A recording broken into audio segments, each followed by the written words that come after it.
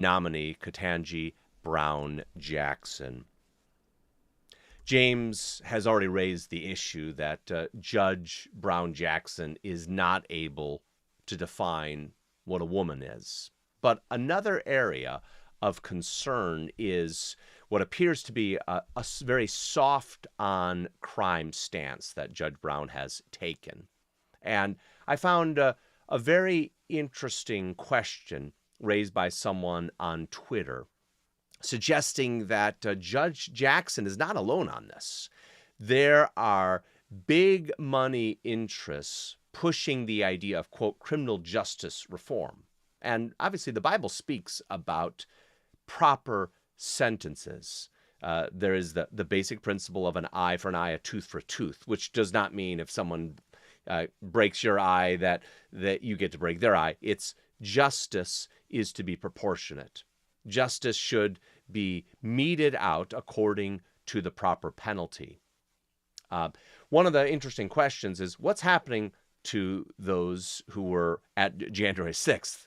Have they received proper justice? Some of them have been in prison for, I think, about over a year now, and no legal case has been really brought against them. So a very astute person on Twitter raised the issue of criminal justice reform. I want to share the insights that he raised here. It's a very interesting question. This is John Schwepp, and he says, I'm tempted to share a dirty little secret about Washington, D.C.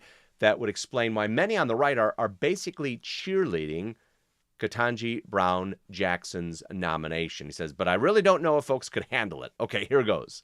One of the most well-funded issue spaces on the right is criminal justice reform.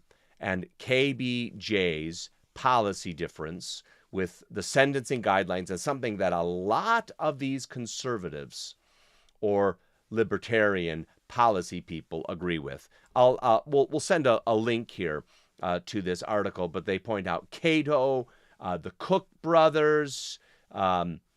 There's something going on that we have to be aware of, that even conservative Republicans are buying into some of this, and I think, as we all know, follow the money on these things. Follow the money. So there are many things that concern us rightfully about Judge Brown, and we have to be aware of these matters. We are called to be, by Scripture, be harmless as doves, but be wise as serpents.